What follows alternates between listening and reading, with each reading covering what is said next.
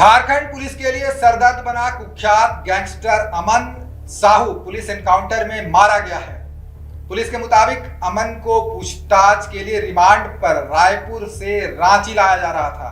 इसी दौरान पुलिस की गाड़ी पलामू में दुर्घटनाग्रस्त हो गई। हादसे के बाद अमन साहू पुलिस का हथियार छीनकर भागने लगा। जब उसे रोकने की कोशिश की गई तो उसने पुलिस पर फायरिंग कर दी। पुलिस ने भी जवाबी कार्रवाई करते हुए उसे मार गिराया। अमन साहू के एनकाउंटर की थ्योरी यूपी के विकास दुबे के एनकाउंटर से काफी मिलती जुलती है। आपको यूपी का वो गाड़ी पलटने वाला कांड तो याद ही होगा, जिसमें विकास दुबे नाम के कुख्यात गैंगस्टर का एनकाउंटर हुआ था। विकास के साथ भी ठीक ऐसा ही हुआ था जैसा अमन के साथ। 5 साल पहले एसटीएफ हिरासत में लेकर विकास को कानपुर जा रही थी। इसी बीच बारिश की वजह से गाड़ी का एक्सीडेंट हो गया और विकास एक पुलिसकर्मी की पिस्टल लेकर भागने लगा और पलटकर गोलियां चलाई। उधर एसटीएफ ने भी जवाबी कार्रवाई की और उसे ढेर कर दिया। विपक्षी पार्टी बीजेपी ने भी अमन साहू के एनकाउंटर पर सवाल उठाया है। वो रायपुर जेल के में रायपुर के मामले में उसको रायपुर भेजा गया था। फिर एक झारखंड के कोर्ट में उसकी ट्रायल के लिए उपस्थिति थी, उसको उसके लिए लाया जाता। नहीं, रिमांड पर नहीं था, ट्रांजिट पर था वो। और चूंकि वो एक बड़ा शातिर अपराध कर्मी है, इसको ट्रांजिट पर लाने के लिए हम लोगों ने एटीएस की टीम भेजी।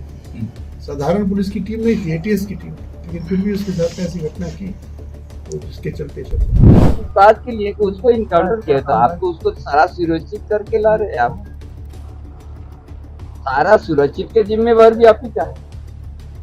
अरे इनकाउंटर कहाँ से बात आ गई? इनकाउंटर क्या है तो कोई राज साबित होकर खुलने वाली थी और इसीलिए इस तरह का भी हो सकता है। इसीलिए सीबीआई से इसका जांच करना होना चाहिए।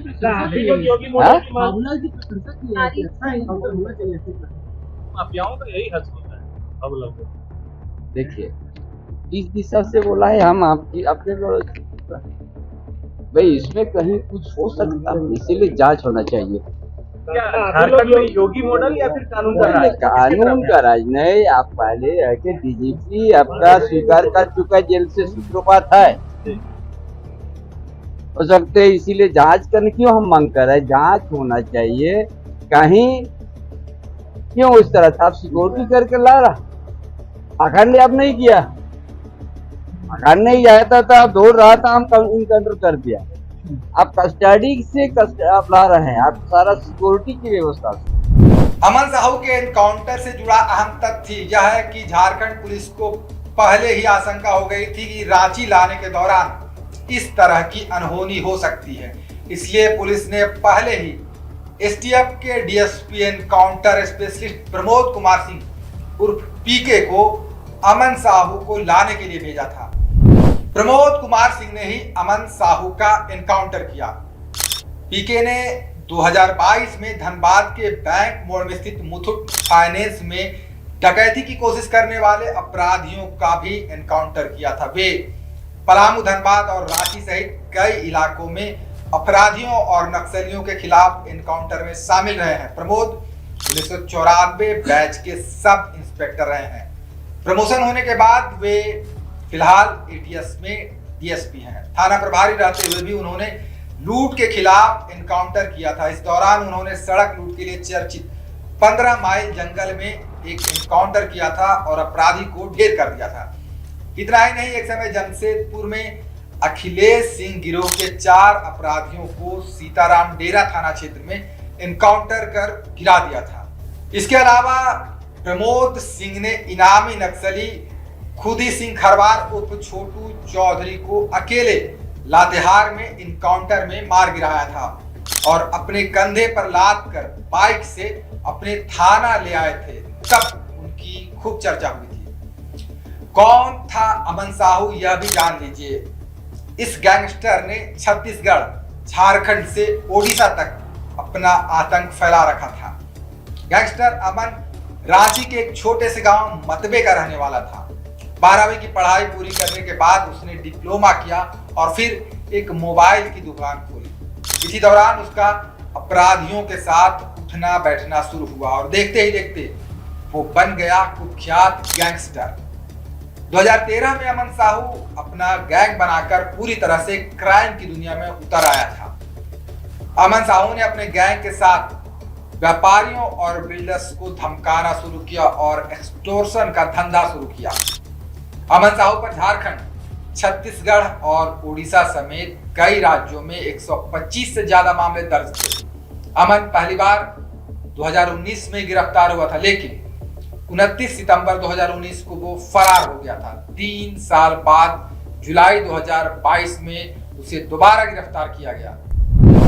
गिरफ्तारी के बाद उसे झारखंड के जेल में रखा गया था, लेकिन उसने जेल से ही अपराध की घटनाओं को अंजाम देना शुरू कर दिया, जिसके बाद 14 अक्टूबर 2024 को उसे छत्तीसगढ़ की रायपुर सेंट्रल जेल में शिफ्ट किया गया था। लेकिन यहां भी उसने जेल से अपना गैंग चलाना जारी रखा। अमन साहू एक आपराधिक मामले में 6 साल की सजा काट रहा है, जबकि एक और मामले में उसे 3 साल की सजा सुनाई गई है। वह जेल में अपनी सजा तो काट रहा था, लेकिन जेल के अंदर से ही अपराध की दुनिया में भी तेजी से आगे बढ़ रहा था। उधर अमन साहू के एनकाउंटर के बाद झारखंड विधानसभा के बजट सत्र के दौरान झारखंड के विधायकों ने पुलिस की पीठ थपथपाई। ये जो अपराधी था उसको एक जेल से दूसरे जेल ले जाया जा रहा था और उसके भागने के क्रम में उसके साथ ये हादसा हुआ है। मगर खैर, अपराधी अपराधी होता है और अपराधी फरार नहीं हुआ, ये बड़ी बात है। हमारी सरकार लॉ एंड ऑर्डर को लेके गंभीर दिनों दिन होते जा रही है। ये सरकार के लिए भी एक सकारात्मक चीज़ है। मैडम, इस तरह का हादसा तो यूपी में होता है, भाजपा के लोग बोल रहे हैं कि आप यूपी में किनका सरकार है? यूपी में किनका सरकार है? देखिए, बोल रहे हैं कि यही हश्र होना चाहिए माफियाओं का। बिल्कुल सही बोल रहे हैं, इस बात में तो उनसे हम भी सहमत हैं। कहने नहीं, देखिए बस वही चीज़ नहीं है। अब जो घटना घटी है, पुलिस ने अपना काम किया है, ये चीज़ हम लोगों को देखना चाहिए। कल डीजीपी ने जिस तरीके से कहा मैडम, और जो सीपी सिंह थे और तमाम लोग थे वो सवाल उठाने लगे, क्या लग रहा है कि ये उसी का रिएक्शन है क्या? देखिए, किसी भी अपराधी पे कार्रवाई होना चाहिए।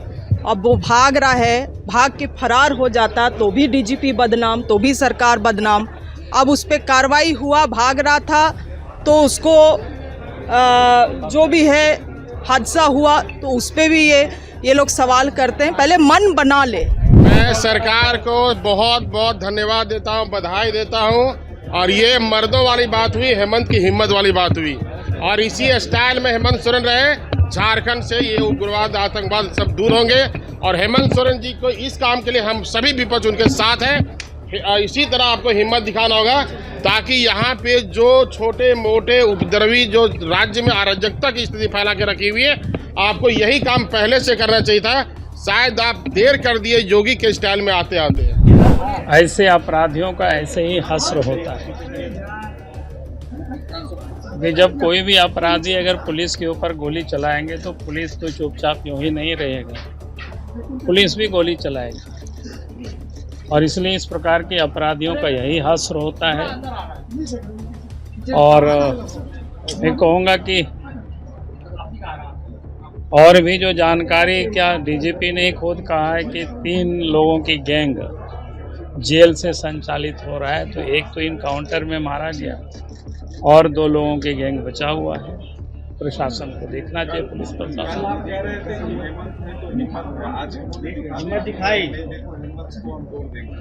तो अच्छा बात है। हमने कहा कि भाई अपराधियों का यही हश्र होता है। अगर अपराधी है, अगर पुलिस के ऊपर गोली चलाती है और पुलिस उसको इनकाउंटर में मारते हैं तो कोई गलत नहीं होता है। कोई पुलिस हाथ पर हाथ धारे तो नहीं रहेगी। कल तक यूपी मॉडल और योगी मॉडल की आलोचना करने वाले आज उसी राह पे चल पड़े। आप सही मानते हैं सर इस कार्रवाई को? नहीं, मैंने कहा ना कि अपराधियों का यही हश्र होता है भाई। देखिए, अभी अभी पता चला है और किस तरह से हुआ, क्या हुआ, पूरी बातें अभी तक क्लियर नहीं हुई है। लेकिन चलिए, सरकार जो भी कर रही है, अगर कानून तोड़ने वालों को खिलाफ कोई कार्रवाई करेगी तो हम लोग की सहमति रहेगी सरकार के साथ। देखिए, कानूनी तरह से अगर कोई बात हो तो उससे हम लोग सपोर्ट करेंगे, गैर कानूनी तरीके से हो तो उसका जरूर विरोध करेंगे।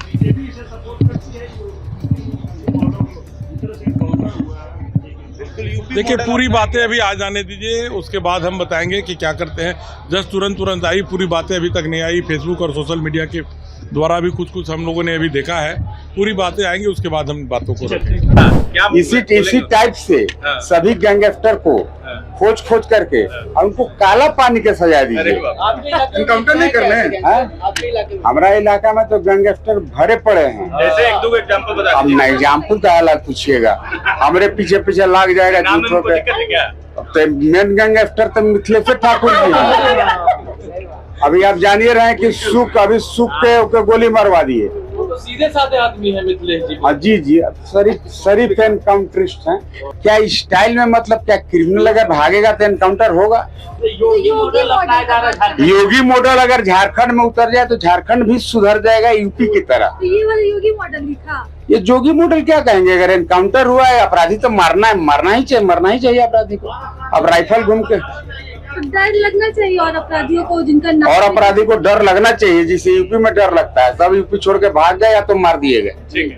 झारखंड में भी ऐसे ही मारे जाएंगे। जरूर मारा जाना चाहिए, नहीं मारा जा रहा है, यही दुर्भाग्य है। सरकार को बधाई दीजिएगा। सरकार को बधाई देंगे निश्चित तौर पर, पुलिसकर्मी को बधाई देंगे, डीजीपी को बधाई देंगे। कल डीजीपी को आप लोग गलियात या एनकाउंटर कर दिए। हाँ तो कर दिए, तो बधाई देते हैं। बधाई दीजिएगा। यस, इंडिया जीत जाता है तो ताली मार रहा है, हार जाता है तो टमाटर बिकना है, यही तो नियम है। खबर का मतलब बवाल न्यूज। हमारे चैनल को सब्सक्राइब जरूर करें।